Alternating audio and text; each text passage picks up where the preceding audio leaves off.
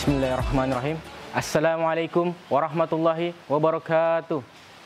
Innal hamdalillah nahmaduhu wa nasta'inuhu wa nastaghfir wa na'udzu billahi min sururi anfusina wa min sayyiati a'malina may yahdihillahu fala mudhillalah wa may yudlil fala hadiyalah. Asyhadu an la ilaha illallah wa asyhadu anna Muhammadan abduhu wa rasuluh. La nabiyya ba'da wa la rasula ba'da, amma ba'd. Pertama-tama, marilah kita panjatkan puji serta syukur kehadirat Allah Subhanahu wa taala yang telah memberikan kita begitu banyak nikmat, mulai dari nikmat yang paling kecil hingga nikmat yang paling besar, yaitu nikmat iman, nikmat kesempatan, serta nikmat kesehatan. Semoga kita diberi hidayah dan termasuk golongan yang mensyukuri nikmat-nikmatnya. Salawat berserta salam marilah kita curah limpahkan kepada Nabi kita, Habibana wa Nabiyana Muhammad sallallahu alaihi wasallam. Dialah sang Nabi yang rela bercucuran keringat, bahkan sampai bercucuran darah demi tegaknya agama yang kita cintai, yaitu agama Islam. Izinkanlah saya menyampaikan sebuah ceramah singkat yang berjudul Racun Hati. Racun. Apabila saya berkata racun, pasti para penonton sekalian sudah berpikiran begitu banyak jenis racun, seperti racun rumput, racun hama, racun tikus, dan berbagai jenis racun lainnya. Akan tetapi, yang akan saya bahas pada kesempatan kali ini ialah racun hati. Racun hati ini tidak dijual di toko-toko besar, di mall, di Central, di Alfamart, di Indomaret, di Shopee maupun toko lainnya. Akan tetapi, racun hati ini terdapat dalam diri kita masing-masing. Maka dari itu, kita harus berhati-hati karena racun ini dapat berfungsi kapan saja, dapat berfungsi di mana saja, dan dapat mematikan siapa saja. Dan apabila hati manusia sudah mati, maka layaknya pohon yang tak berbuah, dalam artian sudah tak berguna lagi. Para penonton yang dirahmati Allah Subhanahu wa taala, di dalam diri manusia terdapat 3 anggota tubuh yang dapat berfungsi sebagai racun hati dan juga dapat berfungsi sebagai penawar racun hati tersebut apabila kita dapat jaga dengan baik.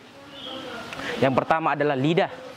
Lidah merupakan nikmat terbesar yang diberikan oleh Allah Subhanahu wa taala kepada hambanya. Karena dengan lidah kita dapat berbicara, kita bisa berkomunikasi, kita bisa merasakan makanan yang lezat, kita bisa membedakan mana yang manis, mana yang pahit, mana yang kecut, mana yang asin, dan rasa-rasa lainnya. Dengan lidah juga begitu banyak orang di luar sana yang dapat mencapai kesuksesan, seperti menjadi seorang public speaker, menjadi seorang penceramah, menjadi seorang konsultan, dan yang lainnya. Akan tetapi, jika lidah kita tidak dijaga dengan baik dan hanya digunakan untuk mengejek orang, menyakiti hati orang lain, menggibah, maka lidah tersebut berfungsi sebagai racun hati. Bahkan ada sahabat Rasulullah Shallallahu Alaihi Wasallam yang bernama Uqbah pernah bertanya kepada Nabi. Dia bertanya, "Ya Rasulullah, apa saja yang dapat menyelamatkan diriku?" Lalu Rasulullah Shallallahu Alaihi Wasallam menjawab, "Amsiku alaika lisanak," yang berarti jagalah lidahmu. Hanya dengan menjaga lidah saja sudah dapat menyelamatkan diri kita. Lalu Rasulullah Shallallahu Alaihi Wasallam juga menjelaskan dalam hadis yang lain yang berbunyi, "Wahal yaktubun nasa fin nari ala wujuhihim aw ala manakhirihim illa hasaidus sinahu," yang artinya tidaklah manusia itu dipanaskan dalam api neraka melainkan karena akibat dari lidahnya. Dan yang kedua adalah mata. Mata merupakan nikmat yang sangat indah dan tak ternilaikan dibandingkan anggota tubuh yang lainnya. Karena dengan mata kita dapat melihat pemandangan dunia yang begitu indah dengan beraneka ragam warnanya. Dengan mata juga seseorang dapat menjadi lebih cantik, lebih ganteng, dapat memperbaiki wajahnya.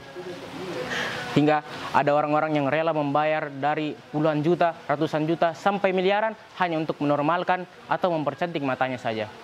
Akan tetapi, mata juga bisa membuat orang lain menjadi iri hati karena tidak suka melihat mereka senang atau bahagia.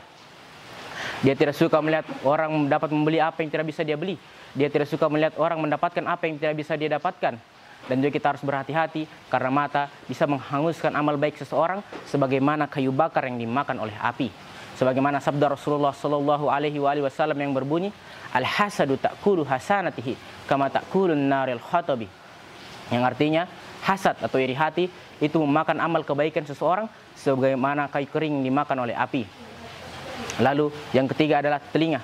Telinga merupakan anggota tubuh manusia yang sangat indah, namun di balik indahnya juga bisa menjadi sebuah racun, yaitu di saat kita mendengar suatu berita, di saat kita sengaja tidak sengaja menyebarkan berita tersebut tanpa mengetahui kebenarannya, lalu terjadilah suatu konflik, perpecahan, bahkan sampai pembunuhan, dan saat itulah telinga menjadi sebuah racun hati. Nauzubillah min zalik. Marilah kita menjaga 3 anggota tubuh kita agar tidak menjadi racun, yaitu lidah kita, mata kita, dan telinga kita. Cukup sekian yang dapat saya sampaikan. Assalamualaikum warahmatullahi wabarakatuh.